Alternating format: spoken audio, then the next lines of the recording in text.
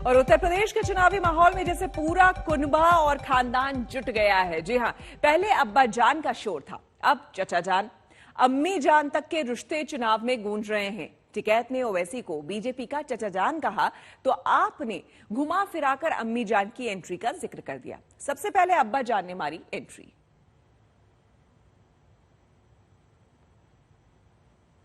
ये फिर दोबारा उसी दंगे की उसकी बात करेंगे। इनके हर शब्द में चाल है, इनसे बच के रहना। ये बहरूपिया है, ये कभी तिरछी टोपी उठेंगे, कभी सीधी उठेंगे। बीजेपी का चाचा जान आ चुका है उत्तर प्रदेश में, ओवैसी नाम का इनका चाचा जान है, बीजेपी का चाचा जान, और आ चुका है उत्तर प्रदेश में। उसका सहारा लेंगे, उसको फुल आशीर्वाद है। वो गाली देगा, ये कोई मुकदमा दर्ज नहीं करेंगे। वो कुछ भी कहेगा, इनका चाचा जान है, बुला कर जाए। बहुत मन्नतों के बाद में आ चुका है वो यहाँ पे। बीजेपी का चाचा जान आ चुका है उत्तर प्रदेश में, ओवैसी नाम का इनका चाचा जान है, बीजेपी का चाचा जान, और आ चुका है उत्तर प्रदेश में। उसका सहारा लेंगे, उसको फुल आशीर्वाद है। वो गाली देगा, ये कोई मुकदमा दर्ज नहीं करेंगे। वो कुछ भी कहेगा, इनका चाचा जान है, बुला कर जाए। बहुत मन्नतों के बाद में आ चुका है वो यहाँ पे। वो बर्बाद करेगा इस किसानों को यहाँ से। ये सब ए और बी टीम है। तो अब्बा जान कहने वाले राशन हजम कर जाते थे।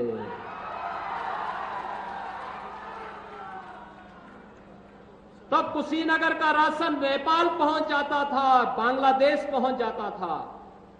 इस शोर के बीच बीकेयू नेता राकेश टिकैत ने भी एक सियासी बयान दे दिया है। उन्होंने कहा है कि एआईएमआईएम अध्यक्ष असदुद्दीन ओवैसी दरअसल बीजेपी के चचा जान हैं। इन दिनों यूपी की सियासत कुछ गरमाई हुई है, और गरमाने में राकेश टिकैत की भी थोड़ी भूमिका हो गई है।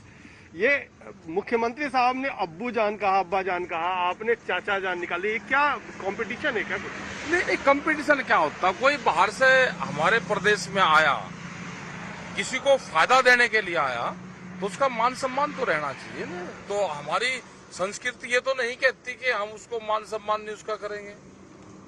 भाई उसको सम्मान से वे बुला रहे हैं तो बुलाएंगे उसको। चाचू जान ने तो कहा कि चाचू जान, बीजेपी का चाचू जान उत्तर प्रदेश में आ चुका है, इनको फायदा देगा, आ गया वो। ये गांव के लोग कह रहे हैं। कौन? गांव के लोग कह कौन है चाचू जान? मतलब ये ओवैसी है, हैदराबाद से कहीं से आया, तो कहा कि बीजेपी का चाचू जान आ गया है, अब इनको कोई दिक्कत नहीं है, इनको फायदा देगा, इनके लिए काम करेगा। जब तक इलेक्शन रहेगा यहाँ पे आएगा, फिर कहीं इलेक्शन होगा, ये चाचू जान बीजेपी का ये परमानेंट चाचू जान है, फिर ये कहीं और आ जाएगा। जहाँ जहाँ इलेक्शन जाते हैं इनको फायदा देने का काम करता है। आप कई बार कहते हो क्या कि पॉलिटिक्स से लेना देना नहीं है, तो ये जो पॉलिटिशियन पर जो कमेंट आपके आते हैं, एक शब्द वाले, चाचू जान और पता नहीं क्या क्या नारे भी आप देने लगते हो, तो क्या आपको लगता है क्या कि आपका भी कहीं ना कहीं पॉलिटिक्स में मन तो लगता ही है? पॉलिटिक्स तो देश का हर आदमी करता है। वो आदमी बताओगे जो पॉलिटिक्स ना करता हो, जो वोट ना देता हो। जो भी आदमी वोट दे रहा है वो राजनीति कर रहा है, उसकी कहीं न कहीं किसी न किसी पार्टी में, संस्था में, आदि में उसका योगदान रहता है। वो उसकी विचारधारा उससे मेल खाती है, तो उसमें दिक्कत क्या होगी? पॉलिटिक्स हर आदमी को करनी चाहिए, बगैर पॉलिटिक्स के तो कुछ आजकल होता ही नहीं। तो मतलब आप भी इशारों में ही पॉलिटिक्स करेंगे सीधे? तो आपने कहा था कि चुनाव नहीं लड़ेंगे। नहीं, चुनाव लड़ना ही पॉलिटिक्स नहीं है, वोट देना भी पॉलिटिक्स है। किसी को कोई चीज बता देना अपने उससे, तो वो भी पॉलिटिक्स है। भाई हम भी तो इसी देश के वासिंदे हैं। भाई किसी को सम्मान देना हमारी संस्कृति ने कहा। उत्तर प्रदेश तो तहजीब का वो है। जो आने वाला मेहमान है, हम ये सोचते हैं कि उसको बेस्ट है बेस्ट, हम उसको किस तरह के उसकी खातर तवज्जो करें, उसको किस नाम से नवाजा जाए। तो अगर किसी को अंकल तो उसको कह नहीं सकते। अंकल तो एक पढ़ा लिखा जो फैशनेबल आदमी होता है उसको कहते हैं। उनको चाचू जान पसंद है तो बीजेपी का चाचू जान आ गए।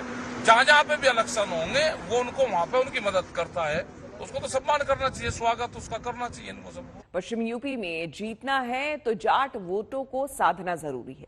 यहाँ का जातिगत ताना बाना ऐसा है कि जाटों के आशीर्वाद के बिना जीत पाना असंभव है। वोटों की यही वो ताकत है जो राजनीतिक पार्टियों को जाटों की शरण में जाने पर मजबूर कर देती है।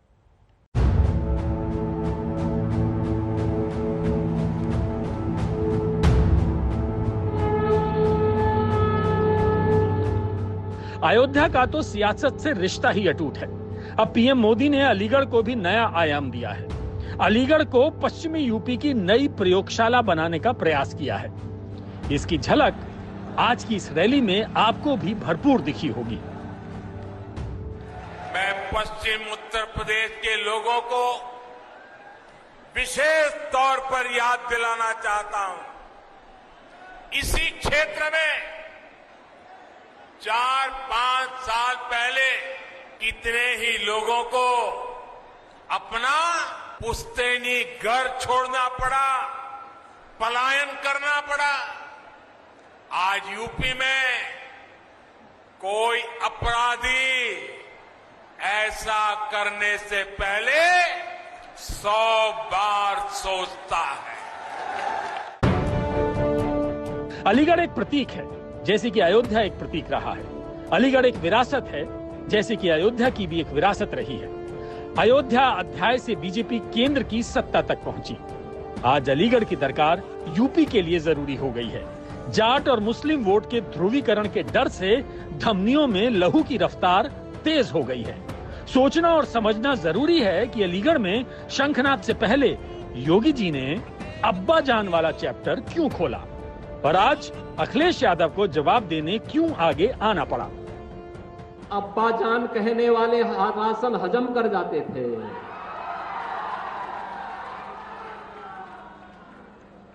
तब कुशीनगर का राशन नेपाल पहुंच जाता था, बांग्लादेश पहुंच जाता था।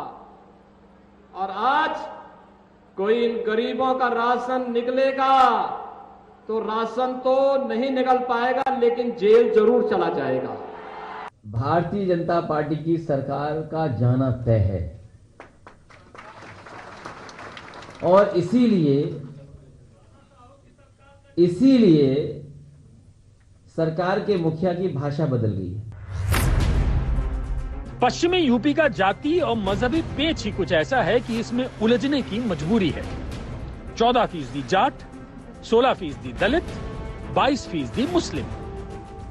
ये पश्चिम यूपी का वो जातिगत ढांचा है जो बीजेपी को बुरी तरह डरा रहा है। जाट और मुस्लिम अगर किसानों के सवाल पर मिल गए तो क्या होगा? इसके सामने तो दूसरे तमाम समीकरण यूं ही ध्वस्त हो जाएंगे। समझ लीजिए शुरू होने से पहले ही गेम ओवर। इसलिए बीजेपी जाट वंदना में लगी है। समाजवादी पार्टी मुसलमानों की तहदीस पर खड़ी है और राहुल गांधी को ये कहना पड़ रहा है जो नफरत करे वो योगी कैसा। अगर इस खेल का दायरा और बड़ा कर दें तो आप देख पाएंगे कि पूरे उत्तर प्रदेश की लड़ाई ही अयोध्या टू अलीगढ़ के बीच फैली है। यही तो वो दायरा है कि स्कूलों को मंदिर बताने वाले मनीष सिसोदिया अयोध्या की गलियों में चक्कर लगा रहे हैं, राम नाम की माला जप रहे हैं, रथ यात्रा निकाल रहे हैं। सब जानते हैं कि यूपी में आगे बढ़ना है तो शॉर्टकट रास्ता अयोध्या टू अलीगढ़ वाला ही है।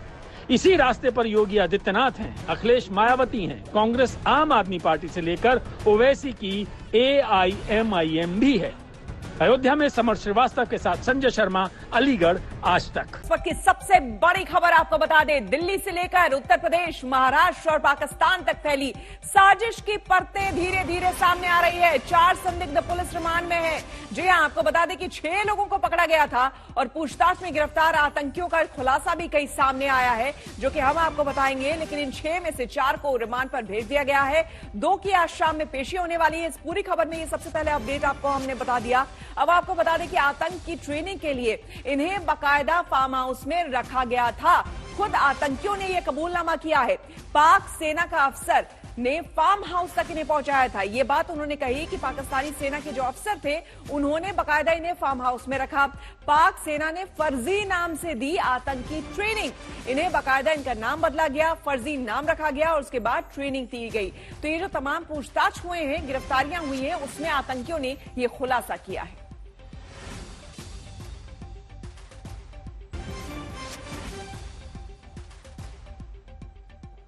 और अब आपको आतंक के वो 6 चेहरे हम दिखाते हैं। देखिए आईएसआई किस तरह से इन लोगों को मदद करता रहा। मोहम्मद अबू बकर, ओसामा, जान मोहम्मद, जीशान कमर। बताया जा रहा है कि सीधे पाकिस्तान से ट्रेनिंग लेकर ये सभी आए। मूलचंद उर्फ लाला, अमीर जावेद, ये 6 हैं जो कि आतंकी साजिश रच रहे थे और त्योहारों के मौसम में भारत को दहलाने की कोशिश थी।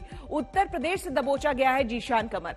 अगर जीशान की बात करें तो प्रयागराज से इसकी गिरफ्तारी हुई है, उत्तर प्रदेश के प्रयागराज से, और बाकायदा पाकिस्तान से ट्रेनिंग लेकर यहां पर आया था। कट्टा कैंप में ट्रेनिंग, ये थट्टा कैंप में बताया जा रहा है कि ये ट्रेनिंग इसको मिला है और पाक आर्मी से इसे ट्रेनिंग मिली है। ये खुद इसने कबूल किया है कि पाक आर्मी ने फार्म हाउस में रखकर ट्रेनिंग दी। अब दूसरे आतंकी की अगर हम बात करें तो ओसामा दिल्ली से दबोचा गया है। इसे भी बाकायदा ट्रेनिंग मिली है और इसके साथ साथ आपको बता दें इसे ओखला से गिरफ्तार किया गया है। दिल्ली के ओखला से ओसामा को गिरफ्तार किया गया। इसे भी पाकिस्तान में ही ट्रेनिंग मिली है जिस तरह से जीशान को ट्रेनिंग मिली थी। बाकायदा फार्म हाउस में इन्हें रखा गया था। थट्टा कैंप बताया जा रहा है जहां पर इन सबको ट्रेनिंग मिली थी। AK-47 कैसे चलाना है। और ये तीसरे आतंकी मोहम्मद अबू बकर, दिल्ली से ये भी दबोचा गया है, दिल्ली से धरा गया है। सराय काले खान का जो इलाका है दिल्ली में, वहां से इसे दबोचा गया। जान मोहम्मद जो चौथा आतंकी है, मुंबई से इसे गिरफ्तार किया गया है। मूलचंद उर्फ लाला, रायबरेली यानी उत्तर प्रदेश के रायबरेली से इसे गिरफ्तार किया गया है। और ये देखिए, आपको हम मैप के जरिए दिखाने की कोशिश करते हैं कि कहां कहां से किससे पकड़ा गया है।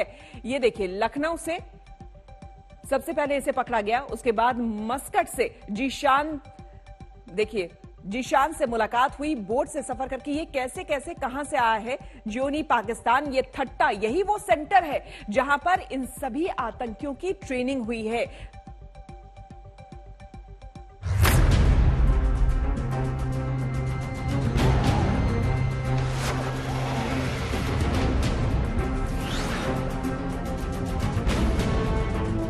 अंडरवर्ल्ड और पाकिस्तानी खुफिया एजेंसी ISI की बड़ी साजिश का खुलासा।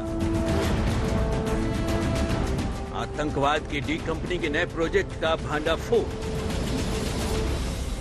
केंद्रीय जांच एजेंसियों को मिली बड़े कामयाबी। दिल्ली पुलिस और UP ATS की संयुक्त कार्रवाई में आतंकी साजिश नाकाम।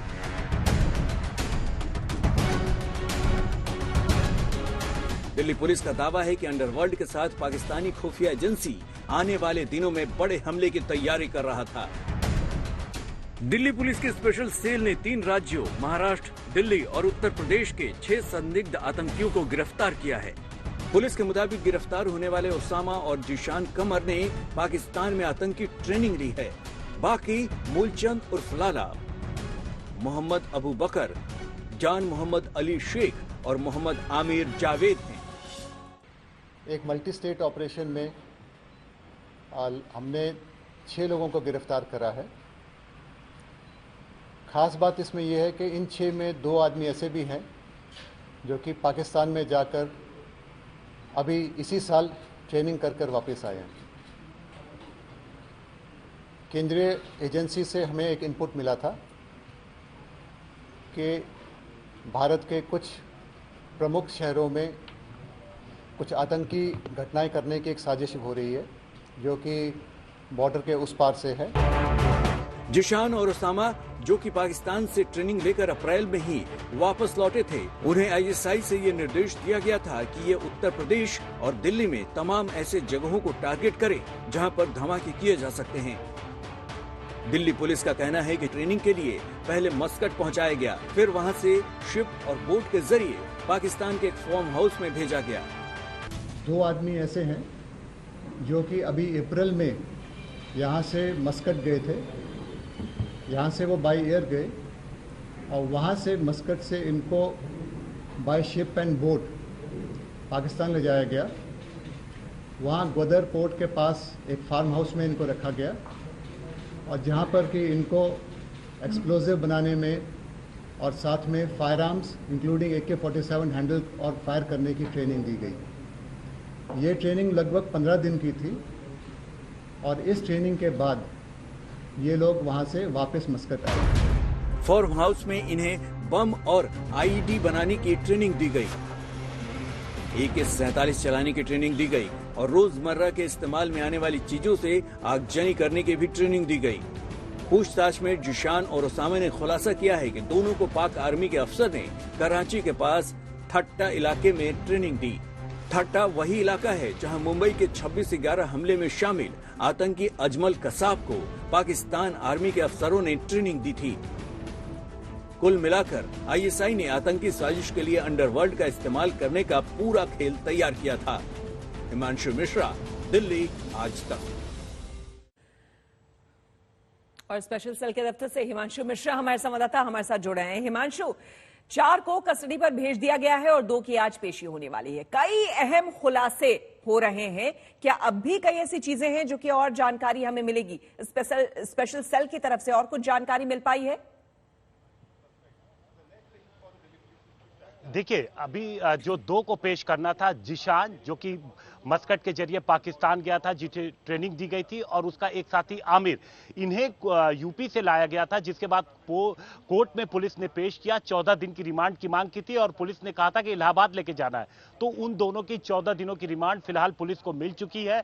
और जिशान इस पूरे मामले में बेहद महत्वपूर्ण है, क्योंकि जो पूरा खेल था, ये 2 कंपोनेंट में अलग अलग जो बटे हुए थे, उन दोनों कंपोनेंट को अलग अलग पुलिस समझने की कोशिश कर रही है कि ये कितना बड़ा नेटवर्क हो सकता है और जो 6 लोग पकड़े गए हैं, इसके अलावा और कितने लोग इसमें शामिल हो सकते हैं।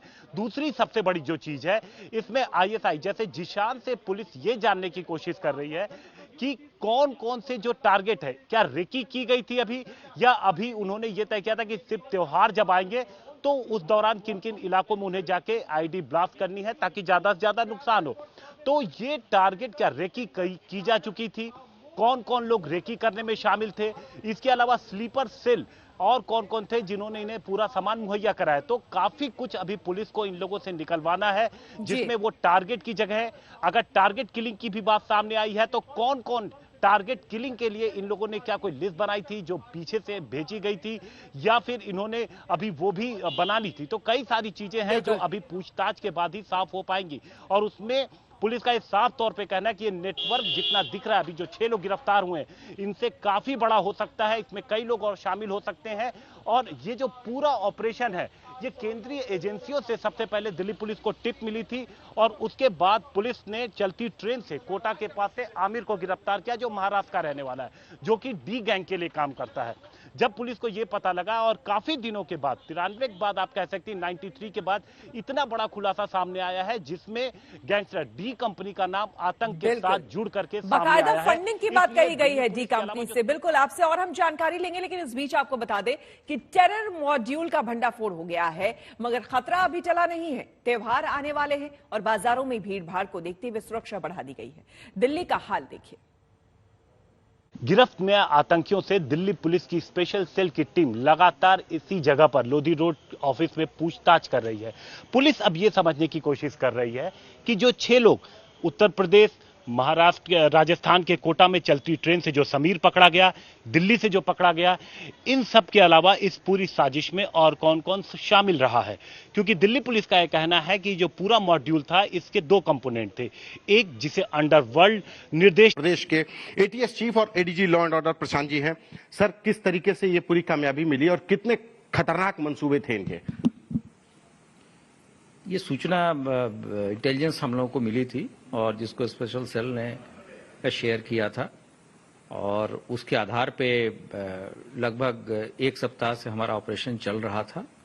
और कल हम लोगों ने सुबह विभिन्न शहरों में दबिश दी और हमारी टीमें लगातार साइमल्टेनियस रेड्स हमारी लगभग 4-5 जगहों पे हमने किया, जिसमें लखनऊ, रायबरेली, प्रयागराज, प्रतापगढ़, ये सब जनपद हैं जहां हमने रेड किया। और हमने ऐसे 6 लोगों को पकड़ा जो कि इस पूरे मॉड्यूल से संबंधित थे और उनके पास से प्रयागराज से हमने एक बहुत ही हाईली सोफिस्टिकेटेड आईईडी बरामद की और इनके मंसूबे बहुत खतरनाक थे।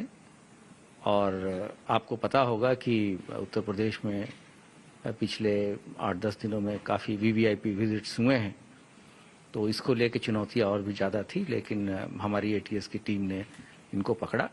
और चूंकि इनके इस संबंध में ऑलरेडी एक केस दिल्ली स्पेशल सेल ने दर्ज किया हुआ था और मुद्दा राष्ट्रीय सुरक्षा से जुड़े होने के कारण फिर इनको हम लोगों ने दिल्ली पुलिस को के स्पेशल सेल को दिया है, जिसमें से 3 लोगों को उन्होंने गिरफ्तार कर लिया है और लोगों से वो अपने हिसाब से पूछताछ कर रहे हैं, साक्ष्यों के आधार पर आगे की कार्रवाई कर रहे हैं।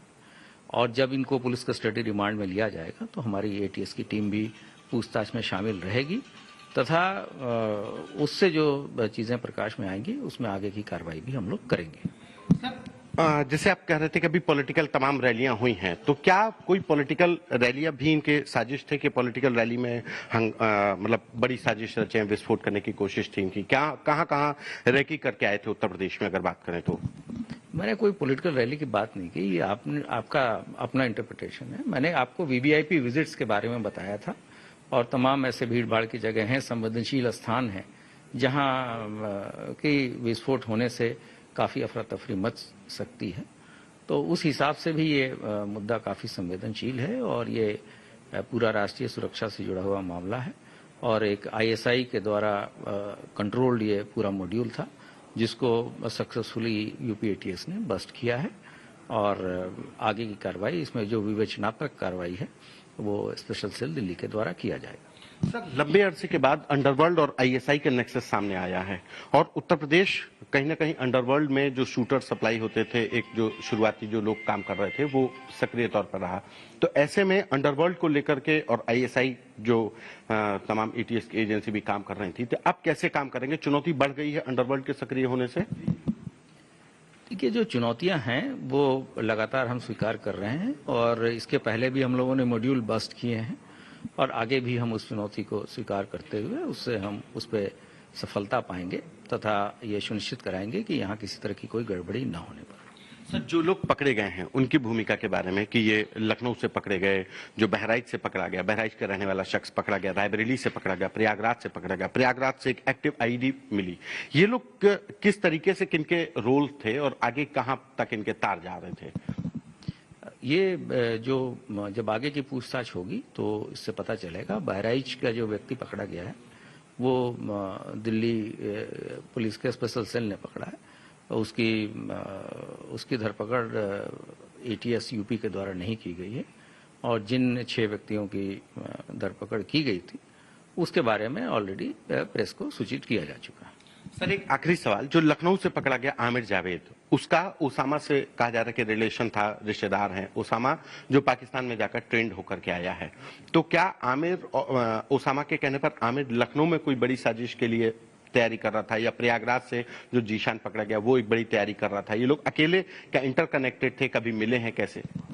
ये सभी लोग हाईली रेडिकलाइज्ड इंडिविजुअल्स हैं और इनके जो रोल्स हैं उसके हिसाब से ही आगे की विवेचनात्मक कार्रवाई होगी और जब अगर जो पूछताछ इनको पुलिस कस्टडी में लेने के बाद से जो चीजें प्रकाश में आएंगी हम लोग तत्समय आपको अवगत कराएंगे। अभी कुछ और लोग रेड्स चल रही हैं, कुछ और लोग भी हिरासत में हैं? पुलिस की कार्रवाई और नेशनल सुरक्षा से जुड़े हुए मामले हमेशा आदमी अलर्ट रहता है और जब कोई बताने लायक बात होगी तो अवश्य अवगत कराया जाए।